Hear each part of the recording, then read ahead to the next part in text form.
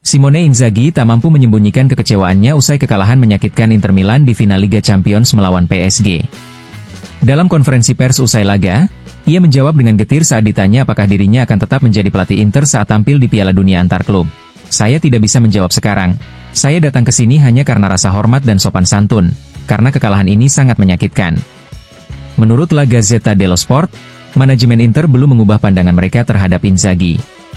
Namun, masa depan sang allenatore akan sangat bergantung pada motivasi dan proyek ke depan. Apalagi setelah kekalahan yang dicatat sebagai salah satu yang paling memalukan dalam sejarah klub di partai final Eropa. Pertemuan penentu antara Inzaghi dan pihak klub akan berlangsung antara Senin dan Selasa di kantor pusat Inter. Dalam pertemuan tersebut akan ditentukan apakah sang pelatih akan tetap memimpin Nerazzurri atau memilih jalan baru setelah luka final yang mendalam.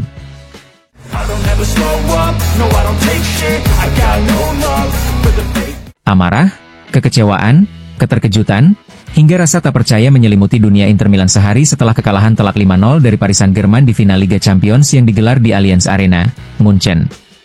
Ini bukan sekadar kegagalan meraih trofi, tapi sebuah tamparan keras yang mencoreng perjalanan gemilang Nerazzurri sepanjang musim. Kekalahan ini menjadi noda terbesar dalam sejarah klub di pentas Eropa. Penampilan Inter di final benar-benar tak bisa dikenali. Tim terlihat ketakutan, kehilangan identitas, dan seolah tidak hadir di lapangan yang selama ini menjadi impian untuk mengangkat trofi paling bergengsi. Sebaliknya, PSG tampil dominan dan percaya diri.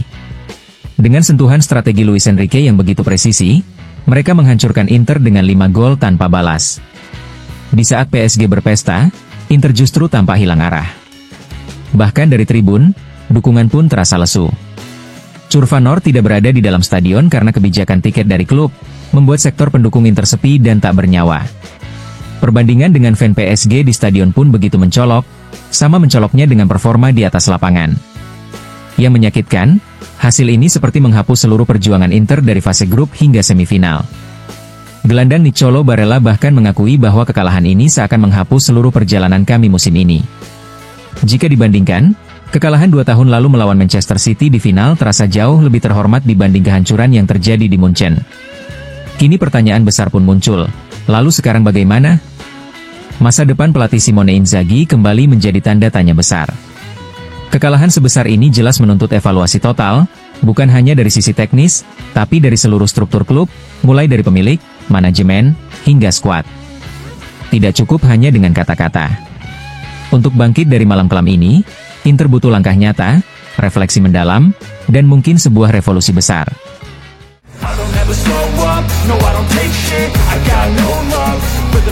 Di balik tragedi kekalahan memalukan di final Liga Champions, Inter Milan tetap menemukan secercah cahaya dari sisi finansial.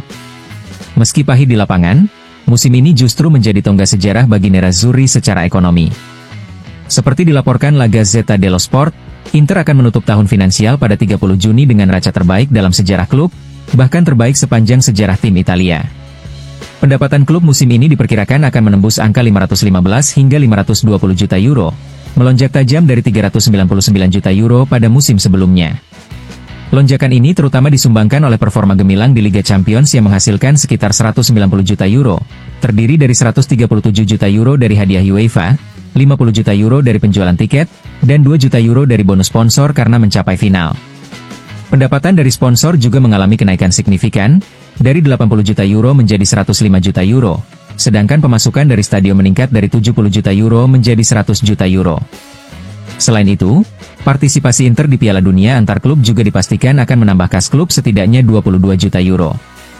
Setelah dikurangi biaya bunga obligasi, diperkirakan hasil sebelum pajak untuk tahun 2024-2025 akan positif sebesar 35 hingga 40 juta euro, dibanding rugi 27 juta euro musim lalu, dengan keuntungan bersih setelah pajak mencapai 20 hingga 25 juta euro. Ini akan menjadi kali pertama dalam era modern Inter mencatatkan keuntungan bersih, sebuah prestasi besar yang memberi harapan baru di tengah luka kekalahan dari PSG.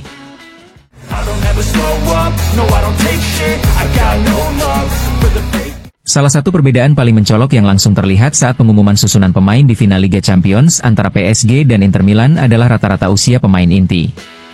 Seperti dicatat La Gazzetta dello Sport, Tim utama PSG yang turun ke lapangan memiliki rata-rata usia 5 tahun dan 146 hari lebih muda dibanding Inter, perbedaan terbesar yang pernah tercatat dalam sejarah final Liga Champions. Tim asuhan Luis Enrique memiliki rata-rata usia 25 tahun dan 96 hari, sementara Nerazzurri mencatatkan 30 tahun dan 242 hari. Angka ini menjadi cerminan nyata bahwa Inter bermain dengan skuad yang menua, dan kekalahan telak 5-0 dari tim muda dan energik PSG mempertegas perlunya pembaruan total dalam tubuh tim. Tak heran jika soal regenerasi skuad kini kembali menjadi fokus utama manajemen Inter. Presiden Giuseppe Marotta bersama pemilik baru, Oaktree, yang hadir lengkap di tribun melalui perwakilannya seperti Caterine Ralph dan Alejandro Chano, kini dihadapkan pada keputusan penting, yaitu menyegarkan skuad yang sudah mencapai akhir siklus. Nama-nama seperti Acerbi, Sommer, Mkhitaryan, Darmian, dan De Vrij disebut sebagai bagian dari kelompok pemain yang kemungkinan besar akan dievaluasi ulang perannya dalam proyek masa depan. Meski Inter sudah merekrut Suchik dan Luis Enrique, langkah itu dinilai belum cukup. Dibutuhkan lebih banyak pemain muda potensial di semua lini untuk memastikan Inter tetap kompetitif di level tertinggi. Kekalahan di Munchen bukan hanya sinyal kegagalan teknis, tetapi juga panggilan untuk perubahan generasi demi membangun fondasi masa depan yang lebih segar dan kuat.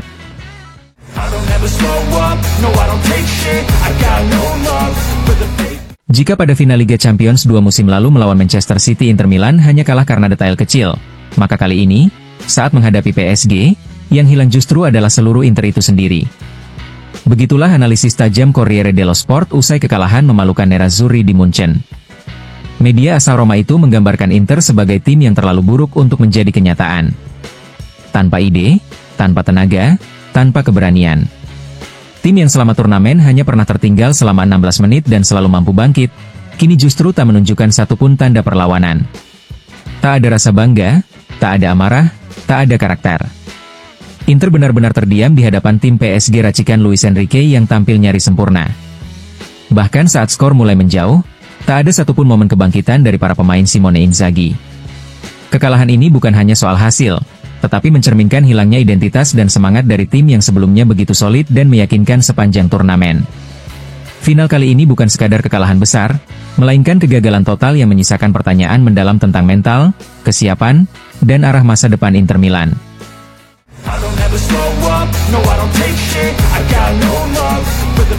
Setelah kekalahan telak di final Liga Champions melawan PSG, Inter Milan menghadapi kenyataan pahit, saatnya membangun ulang dari reruntuhan.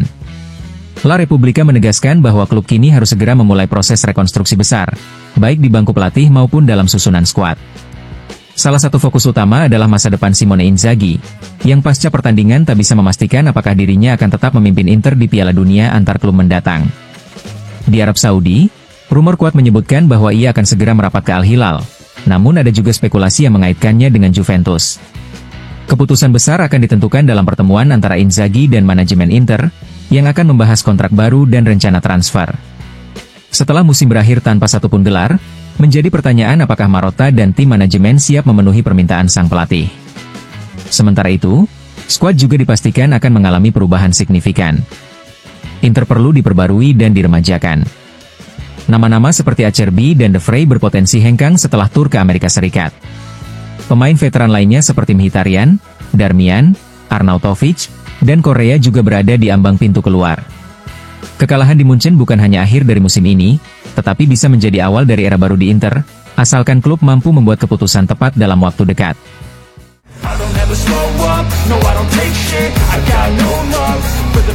Tak ada cerita, tak ada pertandingan, dan tak ada Inter. Begitulah Corriere della Sera menggambarkan malam kelam yang dialami Nerazzurri, setelah dihancurkan PSG dengan skor telak 5-0 di final Liga Champions. Sebuah tamparan keras yang menggema pada malam yang telah ditunggu selama 721 hari sejak final sebelumnya. Pertandingan ini bukan sekadar kekalahan, melainkan sebuah penghinaan yang mencoreng semua harapan yang telah dibangun selama 2 musim terakhir. Tak ada perlawanan, tak ada kebanggaan, hanya ketakberdayaan total yang membuat malam di Munchen layak disebut sebagai mimpi buruk terbesar dalam sejarah modern Inter. Kini, tantangan terbesarnya adalah bagaimana dan dari siapa Inter akan memulai kembali. Fokus utama tertuju pada masa depan Simone Inzaghi, yang posisinya kini berada di ujung tanduk. Dalam waktu dekat, pelatih asal Piacenza itu dijadwalkan bertemu dengan manajemen klub untuk membahas langkah selanjutnya. Namun menurut Corriere della Sera, setelah kehancuran di final ini, membayangkan perpanjangan kontrak Inzaghi terdengar mustahil. Apalagi, ia juga memiliki tawaran menggiurkan dari Al Hilal yang menanti dengan kesepakatan bernilai besar.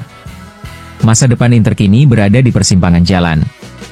Yang pasti, malam tragis di Munchen menandai akhir sebuah bab, dan mungkin awal dari perubahan besar di tubuh Nerazzurri.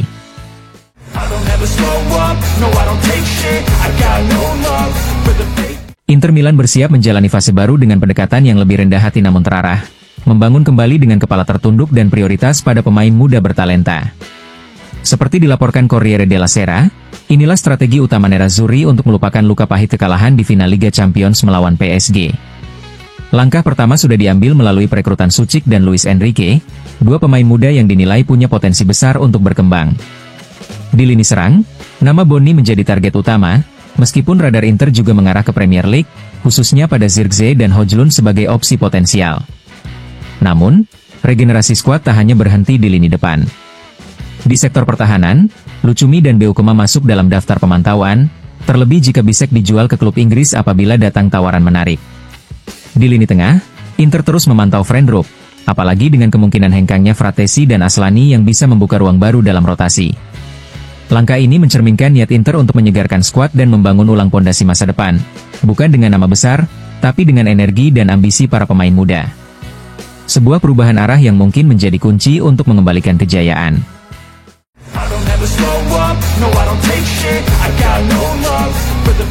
Sehari setelah kekalahan memalukan di final Liga Champions, Inter bergerak cepat memanfaatkan jendela transfer tambahan yang dibuka khusus untuk klub-klub peserta Piala Dunia antar klub. Langkah ini menjadi peluang penting bagi Nerazzurri untuk mulai membangun kembali skuad yang bisa bersaing di level tertinggi. Dalam waktu dekat, Petar Suchik akan diumumkan secara resmi, sementara negosiasi untuk memboyong Luis Enrique dari Marseille berada di tahap akhir. Tapi pembangunan belum berhenti di situ. Justru, sektor yang akan mengalami perubahan besar adalah lini serang. Arnautovic dan Correa akan hengkang seiring kontrak mereka yang habis, membuka ruang bagi pemain baru. Angioan Bonni, penyerang muda berbakat milik Parma, menjadi kandidat utama sebagai striker pelapis keempat. Namun, harga sang pemain yang mencapai 20 juta euro membuat Inter mempertimbangkan solusi kreatif seperti pertukaran pemain. Meski begitu, prioritas utama tetap mencari striker yang bisa mencetak gol dan menjadi pelapis ideal untuk Lautaro dan Thuram. Fokus Inter kini tertuju ke Manchester United, dengan Zirkzee sebagai nama terfavorit karena pengalaman sukses di Serie A. Namun, Højlund juga masuk dalam radar. Inter ingin merekrut salah satu dari mereka dengan skema peminjaman. Di lini belakang, Bisek berpotensi dijual untuk mendatangkan keuntungan besar, dan posisinya bisa digantikan oleh salah satu dari De Winter, Lucumi, Beukema, atau bahkan talenta muda Giovanni Leoni. Sementara itu, jika Fratesi dan Aslani dilepas, maka Inter juga akan mencari tambahan di lini tengah. Nama Friendrup dan Samuel Ricci masuk daftar, meskipun Ricci kini lebih dekat ke rival sekota, Milan. Perombakan ini bukan sekadar reaksi emosional pasca kekalahan, tetapi bagian dari proyek ambisius Inter untuk bangkit dan bersaing secara global. Jendela transfer ini bisa jadi momen penting dalam menentukan wajah baru Nerazzurri ke depan.